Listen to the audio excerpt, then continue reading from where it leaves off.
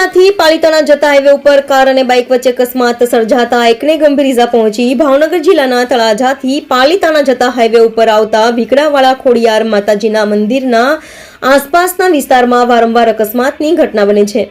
અહીં ભયજનક વળાંક હોય જેના કારણે અકસ્માતની ઘટના બને છે. તેવી જ રીતે આજે કાર અને બાઇક વચ્ચે થયેલ અકસ્માતની ઘટનાના વિડીયો સોશિયલ મીડિયા પર વાયરલ થતા હતા. જો કે આ અંગે આજે સવારે 8 કલાકે તપાસ કરવામાં આવતા અકસ્માત તળાજાથી પાલિતાણા જતા હાઈવે ઉપર ભીકડાવાળા ખોડિયાર માતાજીના મંદિર નજીક ગત રાત્રિના 10 વાગ્યાના આસપાસના સમય દરમિયાન કાર અને બાઇક વચ્ચે અકસ્માત થયો હતો અને અકસ્માતની ઘટનામાં એકને ગંભીર ઈજા થઈ હોવાનું જાણવા મળ્યું હતું.